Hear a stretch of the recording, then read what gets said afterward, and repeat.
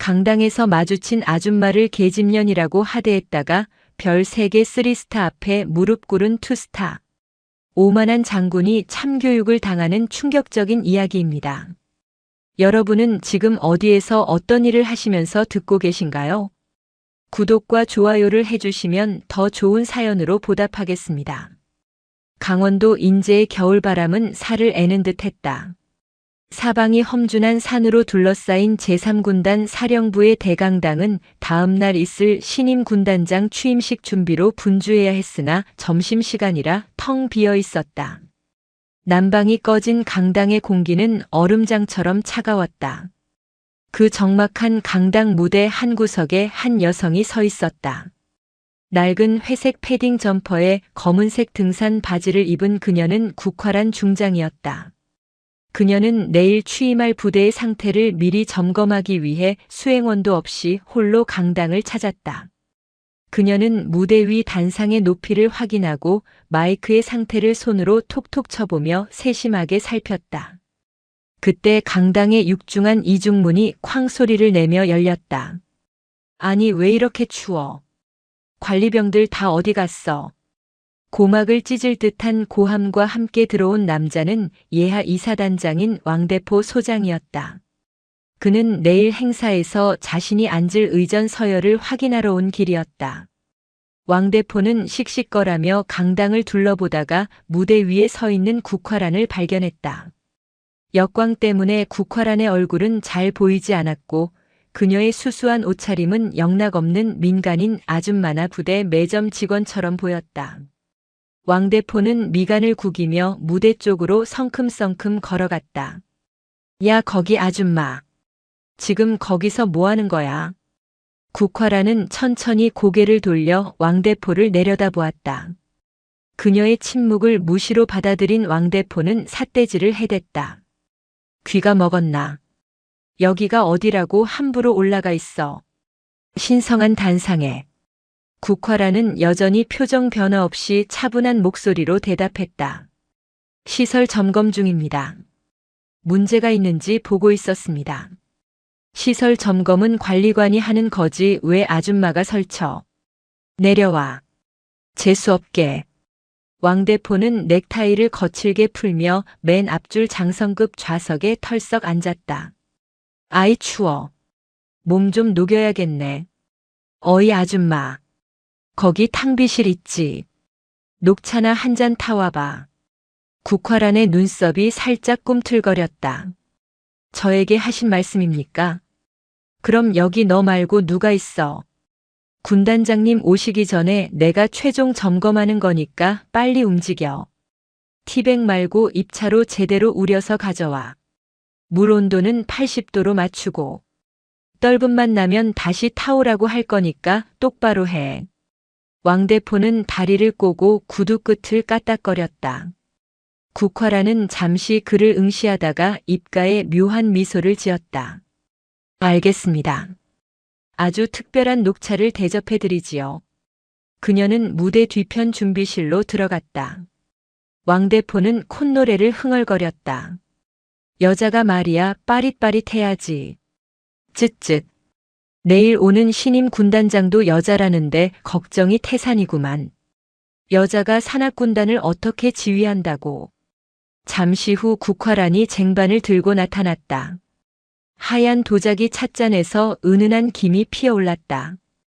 그녀는 왕대포의 테이블 위에 찻잔을 내려놓았다. 주문하신 녹차입니다.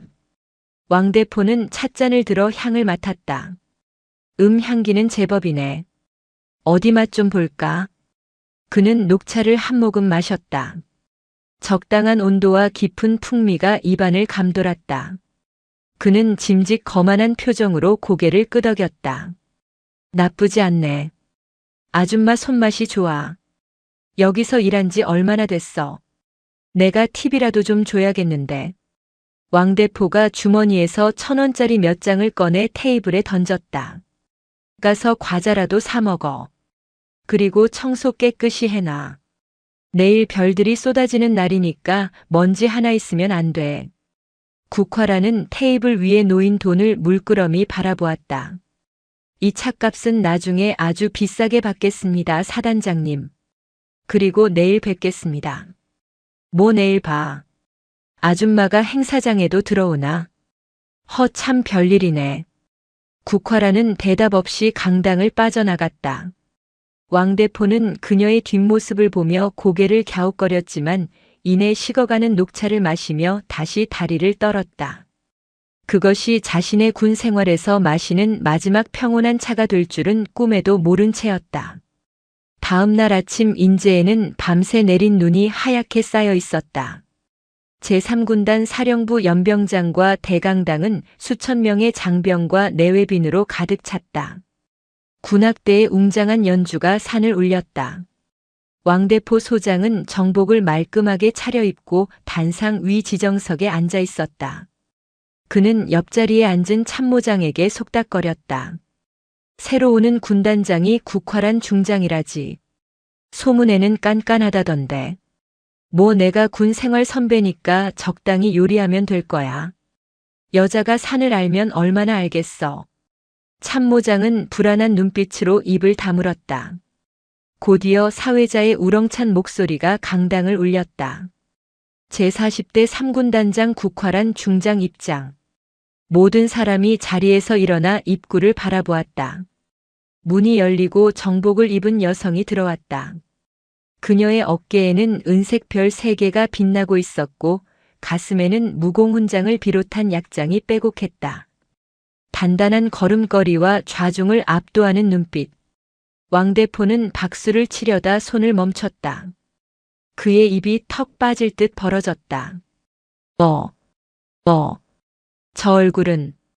단상으로 걸어 올라오는 신임 군단장의 얼굴은 어제 그 회색 패딩 아줌마였다. 왕대포의 눈동자가 지진 난 듯 흔들렸다.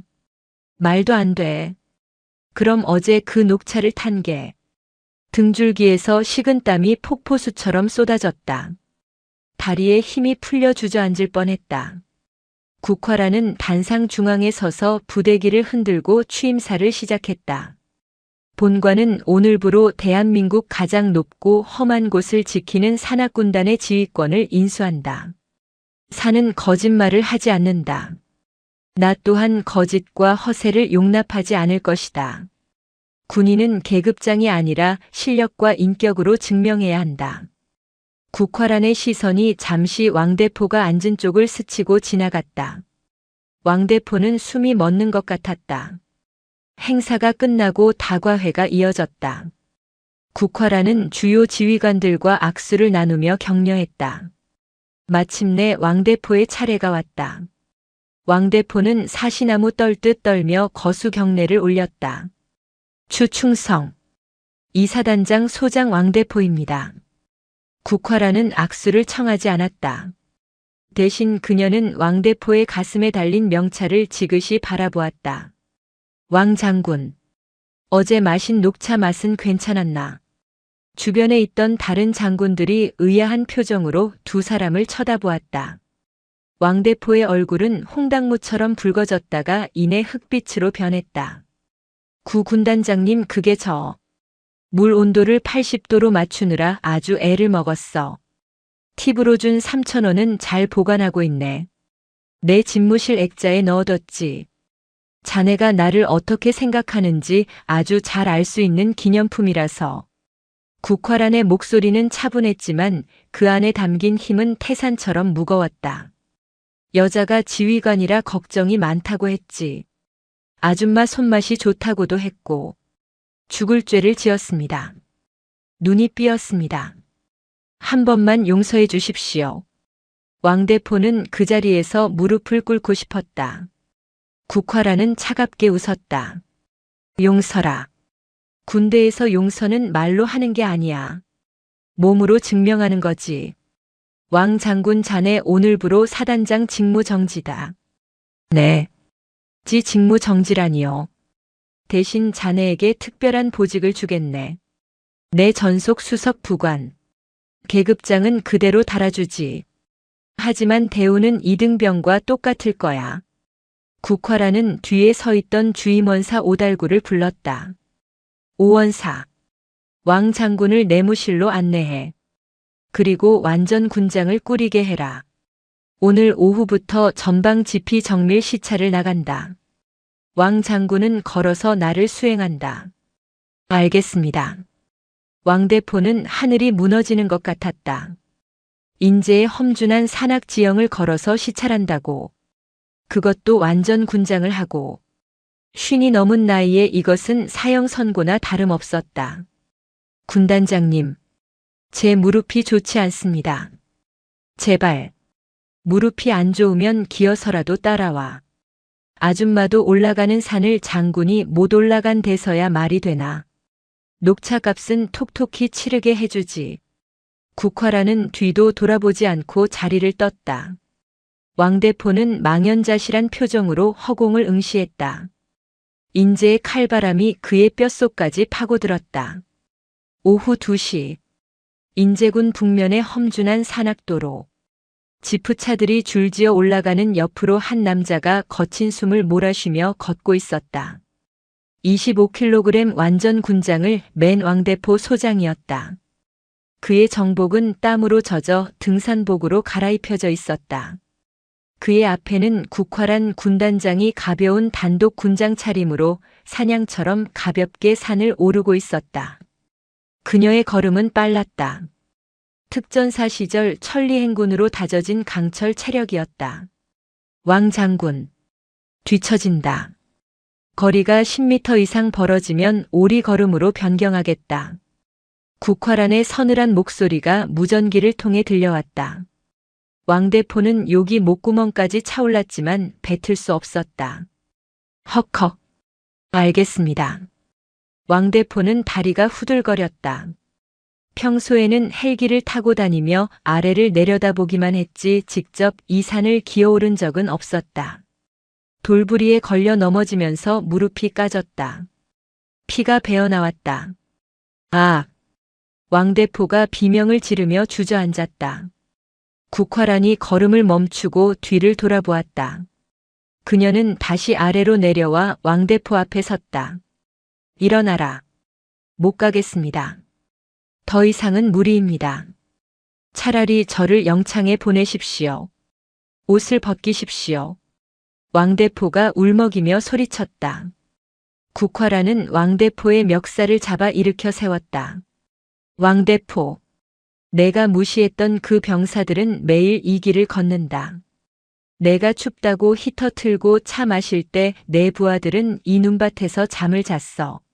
내가 깔봤던 여군들은 생리통을 참아가며 이 산을 탔다. 그런데 고작 이거 걷고 죽는 소리를 해. 국활한의 눈에서 불꽃이 튀었다. 내가 가진 그 별 2개. 그거 내가 잘라서 단 거 아니야. 부하들의 피와 땀이 만들어준 거야. 그런데 그 부하들을 개돼지 취급하고 겉모습으로 사람을 판단해. 넌 군인 자격이 없어. 인간 자격도 없고. 왕대포는 아무 말도 할 수 없었다.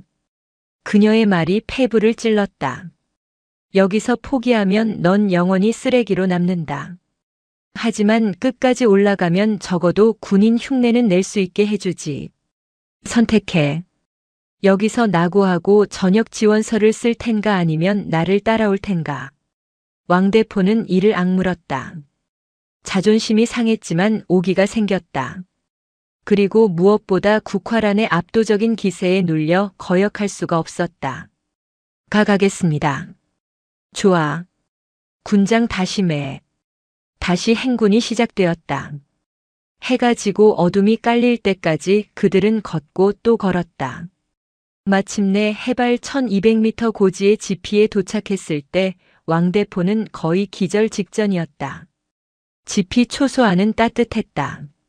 근무 서던 병사들이 군단장과 사단장의 등장에 놀라 경례를 했다. 국활한은 병사들의 손을 하나하나 잡아주며 격려했다. 손이 많이 텄구나. 춥지 않나? 괜찮습니다, 군단장님. 왕대포는 구석에 처박혀 그 모습을 지켜보았다. 병사들을 바라보는 국활한의 눈빛은 따뜻했다. 어제 강당에서 자신을 보던 그 차가운 눈빛과는 딴판이었다. 국활한이 보온병을 꺼냈다. 왕 장군. 이리 와라. 왕대포가 엉금엉금 기어갔다. 국화라는 뚜껑에 김이 모락모락 나는 물을 따랐다. 유자차다. 마셔라. 왕대포는 떨리는 손으로 잔을 받았다. 따뜻한 유자차가 목구멍을 타고 넘어가자 얼었던 몸이 녹아내리는 것 같았다. 눈물이 핑 돌았다. 맛이 어떻나? 따뜻합니다. 이게 바로 병사들이 느끼는 온기다. 지휘관은 아랫사람에게 녹차를 타오라고 시키는 자리가 아니라 추위에 떠는 부하에게 따뜻한 차를 타주는 자리다. 알겠나? 왕대포는 고개를 숙였다. 콧물과 눈물이 뒤섞여 흘러내렸다. 자신이 그동안 얼마나 부끄러운 짓을 했는지 뼈저리게 느껴졌다. 죄송합니다. 정말 죄송합니다. 말로만 하지 마라. 내일은 대암산이다. 내일도 나고 하면 그때는 진짜 국물도 없다. 국화라는 빈잔을 회수하며 단호하게 말했다. 왕대포는 눈물을 훔치며 대답했다. 알겠습니다. 끝까지 가겠습니다. 그날 밤 지피 벙커에서 쪽잠을 자면서 왕대포는 꿈을 꾸었다. 자신이 국화란에게 녹차를 타주는 꿈이었다. 깨어났을 때 온몸이 두들겨 맞은 듯 아팠지만 묘하게 정신은 맑았다. 인제의 밤하늘에 뜬 별들이 그를 내려다보고 있었다. 이것은 시작에 불과했다. 산악군단의 호랑이 국화란의 교육은 이제 막 첫 페이지를 넘겼을 뿐이었다. 왕대포 앞에는 더 험난한 지옥의 레이스가 기다리고 있었다. 인제의 여름 장마는 가혹했다. 하늘에 구멍이라도 뚫린 듯 쏟아지는 폭우는 3군단 산악훈련장을 거대한 진흙탕으로 만들어 놓았다. 그 진흙 구덩이 속에서 수백 명의 장병이 뒹굴고 있었다. 그들 틈에 50이 넘은 왕대포 소장이 있었다. 그는 계급장을 떼고 훈련병 번호표를 헬멧에 붙인 채 포복을 하고 있었다. 진흙이 입과 코로 들어와 숨을 쉬기조차 힘들었다. 그의 위로는 교관들이 쏘아대는 공포탄 소리와 욕설이 난무했다. 35번 훈련병. 엉덩이가 높다. 전쟁터에서 엉덩이에 총 맞고 죽고 싶나. 다시 굴러. 교관은 왕대포의 아들벌 되는 중사였다. 예전 같으면 감히 눈도 못 마주칠 부사관이 자신에게 호통을 치고 있었다. 왕대포는 치밀어 오르는 분노를 억누르며 진흙탕에 얼굴을 파묻었다. 자존심은 이미 바닥난 지 오래였다. 으아악! 왕대포가 비명을 지르며 굴렀다. 그때 누군가 그의 옆으로 빠르게 포복해 지나갔다. 진흙투성이가 된 얼굴이었지만 눈빛만은 형형하게 빛나는 사람. 국화란 군단장이었다. 그녀는 장병들과 똑같이 구르고 있었다. 아니, 더 빠르고 더 낮게 움직이고 있었다. 왕 장군. 느리다. 내가 먼저 고지에 도착하면 오늘 저녁은 없다. 국화란이 흙탕물을 튀기며 앞서 나갔다. 왕대포는 이를 악물었다. 저 여자는 괴물이다. 50이 넘은 나이에 어떻게 저런 체력이 나온단 말인가.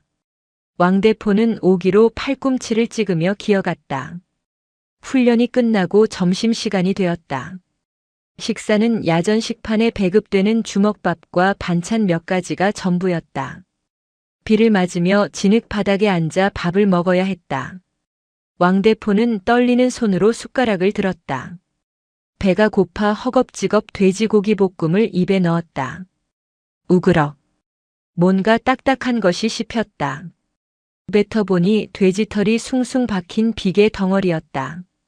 고기 냄새는 역했고 김치는 물러터져 있었다. 왕대포는 구역질이 올라왔다. 이게 밥이야. 이걸 먹으라고 준 거야. 왕대포가 수저를 집어던지며 소리쳤다. 주변의 병사들이 그를 쏘아보았다. 그때 국화란이 식판을 들고 다가왔다. 그녀는 아무렇지 않게 그 역한 고기를 씹어 삼키고 있었다. 왜 못 먹겠나? 군단장님, 이건 사람이 먹을 게 아닙니다. 돼지 냄새가 나서 먹을 수가 없습니다. 취사병들을 다 영창에 보내야 합니다. 국화라는 차가운 눈으로 왕대포를 노려보았다. 취사병 잘못이 아니다. 재료가 썩었는데 요리사가 무슨 수로 맛을 내나. 국화란이 품에서 젖은 서류 뭉치를 꺼내 왕대포의 식판 위에 던졌다. 읽어봐라. 왕대포는 흙 묻은 손으로 서류를 집어들었다. 그것은 지난 3년간 이사단의 부식 납품 계약서였다. 납품업체의 이름은 대포유통. 왕대포의 처남이 운영하는 회사였다. 왕대포는 자신의 이름으로 된 결제 도장이 찍힌 부분을 보고 얼어붙었다. 내가 이사단장 시절 결제한 서류다. 내 처남이 납품한 고기는 시중에서 폐기 처분되는 등급 외 판정을 받은 쓰레기였다. 너는 그 대가로 매달 500만 원씩 뒷돈을 챙겼지. 내가 룸살롱에서 양주 마실 때 내 부하들은 이 쓰레기를 먹으며 나라를 지켰다. 왕대포의 손이 사시나무 떨듯 떨렸다. 주변 병사들의 시선이 칼날처럼 그를 찔렀다. 그동안 자신이 먹어온 기름진 음식들이 목구멍으로 넘어올 것 같았다. 너는 살인자다 왕대포. 총으로 쏴야만 살인이 아니다. 믿고 따르는 부하들에게 쓰레기를 먹인 것도 살인이다. 국화란이 왕대포의 멱살을 잡고 식판에 얼굴을 처박으려 했다. 먹어라. 내가 저지른 죄의 맛이다. 쌀 한 톨도 남기지 말고 다 쳐넣어. 왕대포는 울면서 밥을 입에 구겨 넣었다. 눈물과 빗물 그리고 썩은 고기의 역한 냄새가 뒤섞였다. 그것은 생애 최악의 식사였다. 그는 씹으면서 다짐하고 또 다짐했다. 다시는 부끄러운 짓을 하지 않겠노라고. 뱃속 깊은 곳에서 참회의 통곡이 터져나왔다. 그날 밤 왕대포는 내무반 화장실에서 몰래 처남에게 전화를 걸었다. 야, 이게 자식아. 당장 납품 끊어. 그리고 그동안 처먹은 돈 다 토해내. 안 그러면 내가 널 내 손으로 헌병대에 넘길 거야. 내 군 생활 전부를 걸고 맹세한다.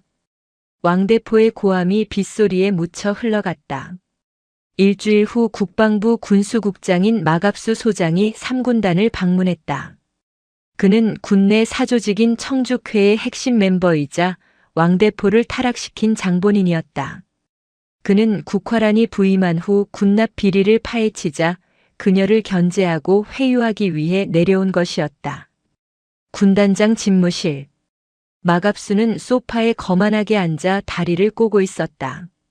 그의 옆에는 명품 쇼핑백이 놓여 있었다. 국중장. 거 산골 오지에서 고생이 많으시네. 여자가 피부 상하게 이게 무슨 꼴이요. 마갑수는 국화란의 그을린 얼굴을 보며 비아냥거렸다. 국화란은 정자세로 앉아 그를 응시했다. 용것만 말씀하시죠, 마 소장. 아따 빡빡하시네. 우리끼리 좋게 갑시다. 이번에 3군단 피복 교체 사업 말이야. 내가 아는 업체가 있는데 거기로 좀 밀어주쇼. 내 국중장 서울 입성할 때 힘 좀 써줄 테니까. 마갑수가 쇼핑백을 국화란 쪽으로 밀었다. 그 안에는 현금 다발이 가득했다. 국화란의 눈매가 매서워졌다. 이 돈은 뭡니까? 인사지 인사. 화장품 값이나 하라고 가져왔어. 그때 집무실 문이 열리고 왕대포가 들어왔다. 그는 완전 군장을 한 채 땀범벅이 되어 있었다. 차 타는 심부름을 하기 위해 들어온 것이었다. 마갑수는 왕대포를 보고 박장대소했다. 어이구 이게 누구야? 왕 장군 아니야. 꼴이 이게 뭐야? 완전히 거지가 다 됐네. 마갑수가 일어나 왕대포의 배를 툭툭 쳤다. 자네 여자 치마폭에 쌓여서 기합받는다더니 사실이었구만. 사나이 체면 다 구겼네. 야 가서 냉수나 한 잔 떠와. 내 목이 마르니까. 마갑수는 예전처럼 왕대포를 하인 부리듯 했다. 왕대포는 주먹을 꽉 쥐었다. 예전 같으면 헤헤거리며 물을 떠왔을 것이다. 하지만 지금은 달랐다. 그는 지난 일주일간 지옥을 맛보며 다시 태어나고 있었다. 무엇보다 그의 눈앞에 있는 국화란은 자신을 인간으로 만들어준 스승이었다. 스승을 모욕하고 부패를 조장하는 저 작자가 역겨워 견딜 수가 없었다. 왕대포는 탕비실로 가서 물을 받았다. 그리고 마갑수에게 다가갔다. 물 여기 있습니다. 마갑수가 손을 내밀었다. 그 순간 왕대포는 물컵을 마갑수의 얼굴에 확 끼얹어 버렸다. 푸아. 야, 너 미쳤어. 마갑수가 비명을 지르며 펄쩍 뛰었다. 왕대포는 빈 컵을 바닥에 내동댕이 쳤다. 그래, 미쳤다. 더위를 먹어서 눈이 돌았다. 왕대포가 마갑수의 멱살을 잡아 벽으로 밀어붙였다. 야, 이 도둑놈아. 여기가 어디라고 돈 싸들고 와서 냄새를 풍겨. 너 같은 놈들 때문에 우리 병사들이 썩은 밥 먹고 구멍난 구나 씻는 거야. 당장 그 돈 가지고 꺼져. 안 그러면 내가 내 입에 이 돈다발을 쳐넣어 줄 테니까. 마갑수는 왕대포의 기세에 눌려 옴짝달싹 못했다. 순둥이 같던 왕대포의 눈에서 살기가 뿜어져 나오고 있었다. 너 두고 보자. 내가 가만 안 둘 거야. 옷 벗게 만들 거야. 마갑수는 허둥지둥 돈 가방을 챙겨 도망치듯 집무실을 빠져나갔다. 복도에서 그의 욕설이 들려왔다. 집무실에는 정적이 흘렀다. 왕대포는 거친 숨을 몰아쉬며 고개를 숙였다. 죄송합니다, 군단장님. 제가 주제넘게 나섰습니다. 처벌을 달게 받겠습니다. 상관의 손님에게 물을 끼얹은 것은 명백한 하극상이 될 수도 있었다. 하지만 국화라는 자리에서 일어나 왕대포에게 다가갔다. 그녀는 주머니에서 손수건을 꺼내 왕대포의 땀을 닦아주었다. 아주 시원하더군. 내가 하고 싶은 걸 자네가 대신 해줬어. 국화란의 입가에 옅은 미소가 번졌다. 자네가 이제야 진짜 군인의 눈빛을 가졌어. 썩은 물을 뒤집어 쓰던 자가 이제는 썩은 물을 몰아내는군. 칭찬한다. 왕대포는 울컥했다. 난생 처음 받아보는 진짜 칭찬이었다. 하지만 물컵을 깬 건 군수품 손괴다. 연병장 10바퀴 추가다. 아, 알겠습니다. 100바퀴도 돌겠습니다. 왕대포는 우렁차게 대답하고 집무실을 나갔다. 그의 발걸음은 깃털처럼 가벼웠다. 가을이 깊어가던 10월. 육군 본부 주관으로 대규모 군단급 쌍방 기동 훈련이 실시되었다. 이번 훈련은 3군단의 명운이 걸린 중요한 훈련이었다. 마갑수 소장이 국화란을 몰락시키기 위해 판을 짰기 때문이다. 대항군은 최신 기계화 장비로 무장한 제7군단이었다. 반면 산악지형에 특화된 3군단은 장비면에서 절대적으로 열세였다. 게다가 심판관들은 모두 마갑수의 입김이 닿아 3군단에게 불리한 판정을 내리도록 매수되어 있었다. 상황 보고. 7군단 전차부대가 홍천강 라인을 돌파했습니다. 우리 방어선이 무너지고 있습니다. 작전 참모의 다급한 보고가 벙커를 울렸다.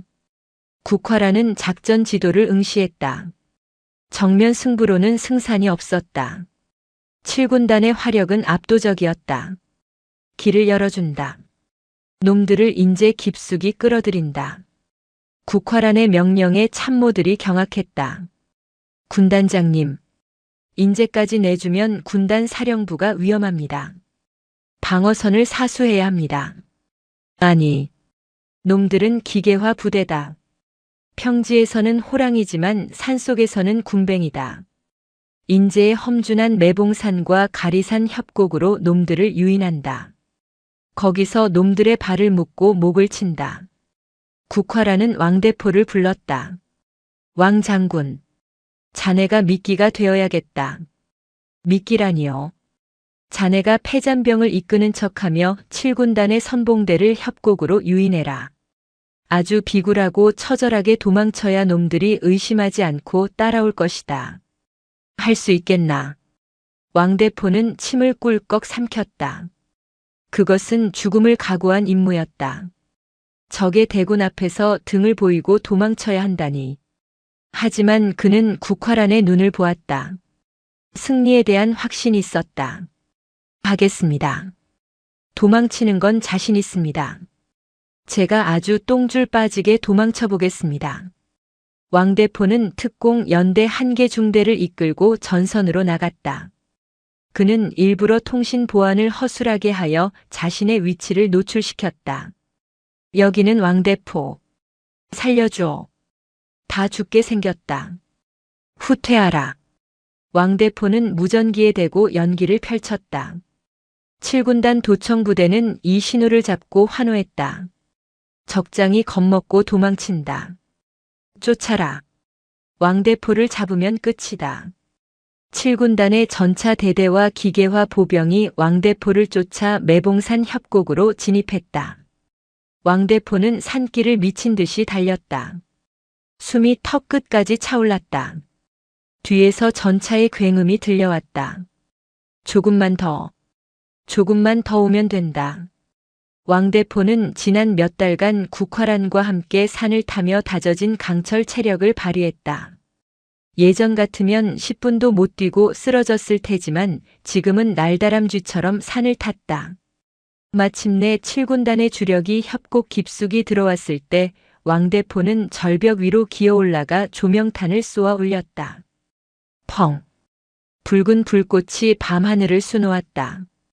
그것은 반격의 신호탄이었다. 지금이다. 공격. 협곡 양쪽 능선에 매복해 있던 3군단 병사들이 일제히 사격을 개시했다.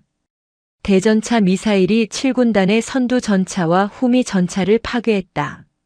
좁은 산길에 갇힌 7군단 기계화 부대는 오도 가도 못하는 도간에 든 쥐가 되었다. 바위를 굴려라.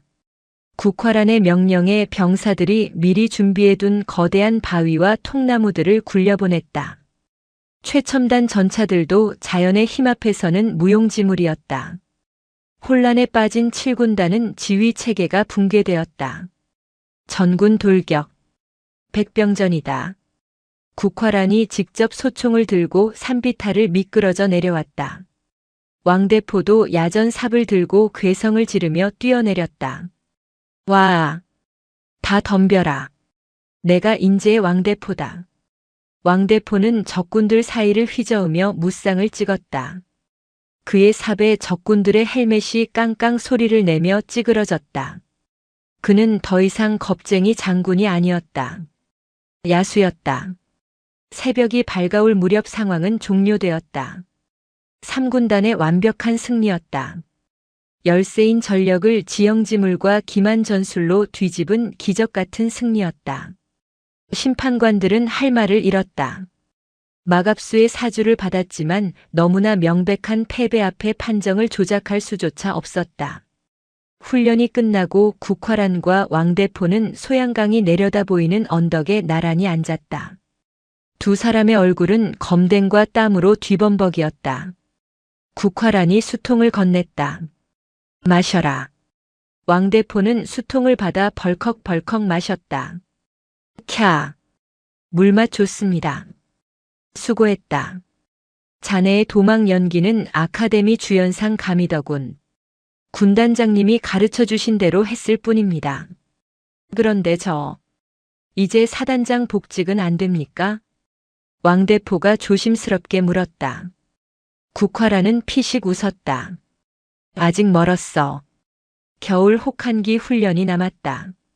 인제의 겨울 맛을 제대로 보고 나면 그때 생각해보지.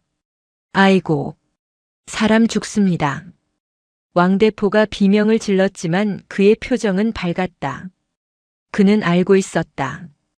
국화란이 자신을 버리지 않을 것이라는 걸. 그리고 자신도 이 거친 산과 국화란을 떠나고 싶지 않다는 걸. 저 멀리 떠오르는 태양 아래 두 사람의 그림자가 길게 드리워졌다. 인제의 호랑이와 그녀의 충직한 곰 한 마리가 그곳에 있었다. 하지만 그들의 승리는 서울에 있는 거대한 악의 세력을 자극하고 말았다. 마갑수의 배후에 있는 더 큰 그림자가 서서히 움직이기 시작했다. 진짜 전쟁은 이제부터였다. 인제의 겨울은 단순한 계절이 아니었다. 그것은 살아있는 생명을 거부하는 하얀 재앙이었다. 영하 30도를 오르내리는 혹한이 제3군단 전체를 집어삼키고 있었다. 하지만 그 추위보다 더 무서운 것은 군단의 보급 창고가 비어가고 있다는 사실이었다. 국방부 군수본부장으로 영전한 마갑수 소장은 치졸하고 잔인한 복수를 시작했다. 그는 전산 오류를 핑계로 3군단으로 향하는 난방유와 방한복, 그리고 식자재 보급을 전면 중단시켰다. 보고를 해도 검토 중이라는 답변만 돌아올 뿐이었다. 군단장님, 비상유가 바닥났습니다. 오늘 밤을 넘기면 전방 GP와 GOP 초소의 난방이 멈춥니다. 병사들이 동사할 수도 있습니다. 군수참모의 보고에 국화란의 얼굴이 굳어졌다. 집무실의 온기도 사라진 지 오래였다. 그녀는 자신의 방한 점퍼를 벗어 떨고 있는 당번병에게 입혀주고 있었다. 내 명의로 된 적금을 깨서라도 기름을 사와라. 인근 주유소를 다 털어서라도 난방유를 확보해. 병사들이 추위에 떨게 할 수는 없다. 그때 왕대포가 문을 박차고 들어왔다. 그는 얼굴이 벌겋게 상기되어 있었다. 군단장님, 읍내 주유소들이 기름을 안 팝니다. 누군가 압력을 넣었습니다. 3군단에 기름 한 방울이라도 팔면 세무조사를 하겠다고 협박했답니다. 국화라는 주먹으로 책상을 내리쳤다. 이것은 명백한 살인 미수였다. 마갑수, 내 놈이 선을 넘었구나. 그날 밤 최전방 산악고지는 생지옥으로 변했다. 보일러가 멈추고 수도관이 동파되었다. 국화라는 지프차를 타고 가장 높은 곳에 위치한 대암산 초소로 향했다. 왕대포가 운전대를 잡았다. 초소에 도착하자 병사들이 서로를 끌어안고 체온을 나누고 있었다. 국화라는 병사들 틈으로 들어가 그들을 안아주었다. 미안하다. 못난 지휘관을 만나 너희가 고생이다. 왕대포는 그 모습을 보며 가슴을 쥐어뜯었다. 자신이 과거에 마갑수와 어울려 호의호식하던 시절이 뼈저리게 후회되었다.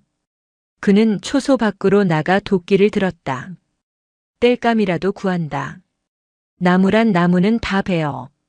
왕대포는 미친 사람처럼 도끼질을 했다. 땀이 비오듯 흘러내려 눈썹에 고드름으로 맺혔다. 그는 마른 나무를 잘라 드럼통에 넣고 불을 피웠다.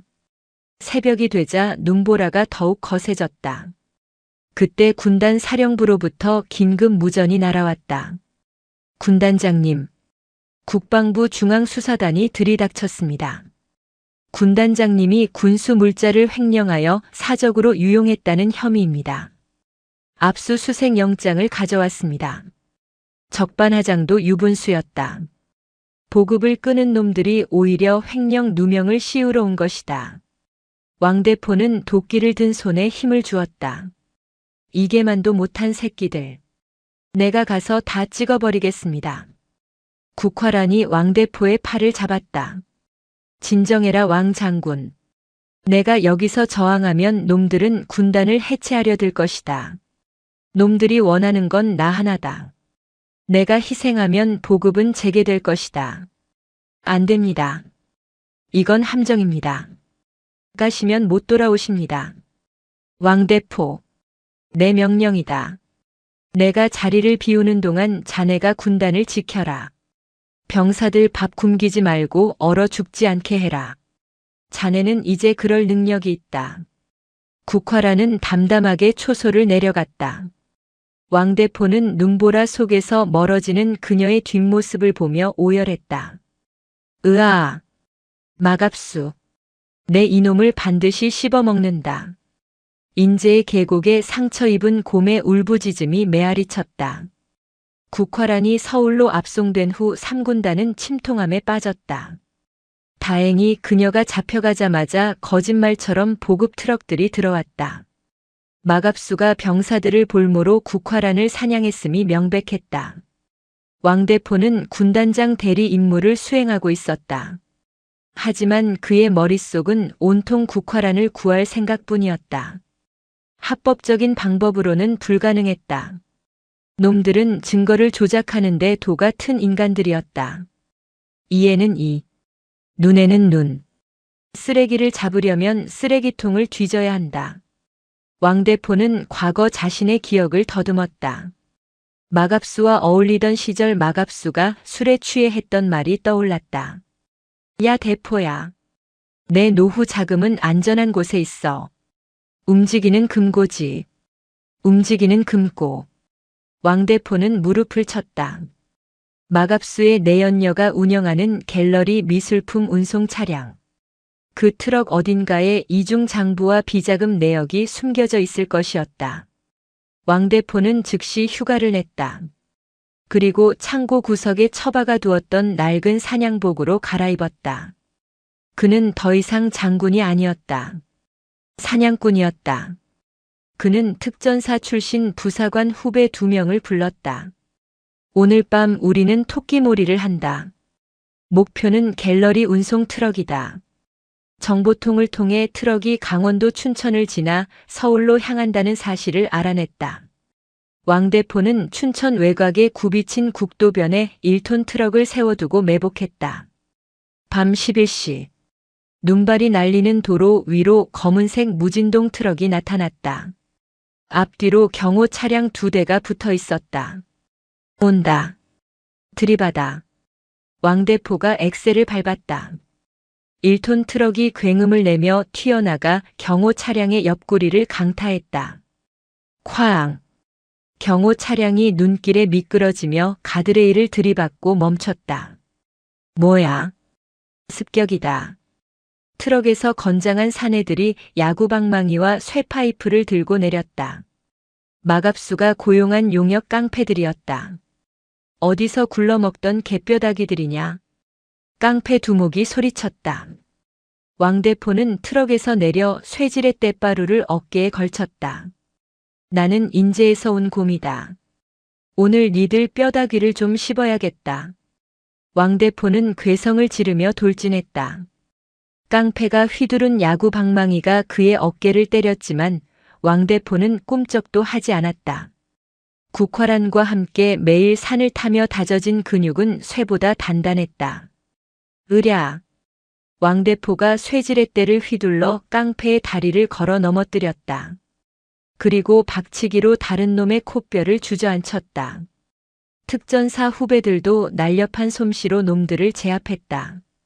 왕대포는 운송 트럭의 화물칸 자물쇠를 부쉈다. 안에는 고가의 미술품들이 가득했다. 그는 그림들을 거칠게 들춰냈다.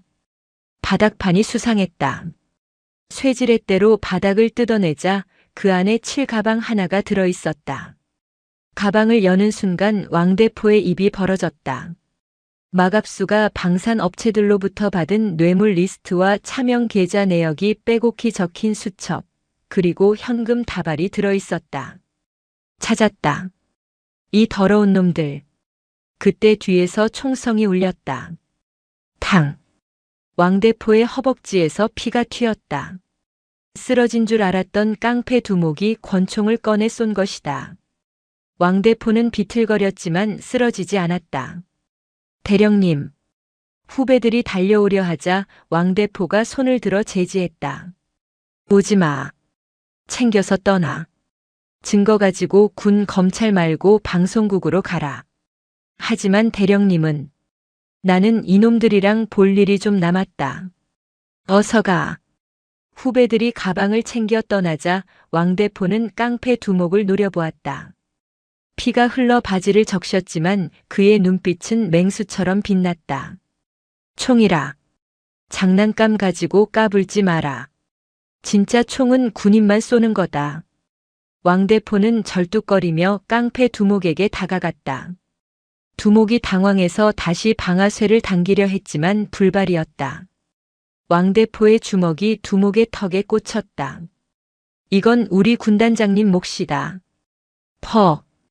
이건 추위에 떠는 병사들 몫이다. 퍽. 왕대포는 놈이 기절할 때까지 주먹을 멈추지 않았다. 눈밭이 붉게 물들었다. 사이렌 소리가 멀리서 들려왔다. 왕대포는 눈밭의 대자로 누워 하늘을 보았다. 군단장님, 저 잘했죠? 이제 녹차 말고 쌍화차 타주셔야 합니다. 그는 희미해지는 의식 속에서 국화란의 미소를 떠올렸다. 서울 구로구에 위치한 국방부 조사본부 지하 취조실. 국화란은 사흘째 잠을 자지 못한 채 강도 높은 신문을 받고 있었다. 그녀의 입술은 터졌고 눈은 퀭했지만 자세는 흐트러짐이 없었다. 국 중장. 이제 그만 고집 피우고 사이네. 부하들이 굶는 게 불쌍해서 군수품을 팔았었다고만 하면 정상 참작해준다니까. 수사관이 회유했다. 국화란은 피 섞인 침을 뱉었다. 군인은 굶어 죽을지언정 군수품에 손대지 않는다. 내 놈들 주인이 시키든 빨리 끝내라고. 그때 취조실의 텔레비전에서 긴급 속보가 흘러나왔다. 뉴스 속보입니다. 국방부 고위 장성의 거액 뇌물수수 의혹을 담은 비밀 장부가 방송국에 제보되었습니다. 제보자는 익명의 예비역들로 해당 장부에는 마갑수 군수본부장이 3군단 보급을 고의로 중단하고 수사관의 얼굴이 사색이 되었다. 국화란은 입가에 미소를 지었다. 들리나?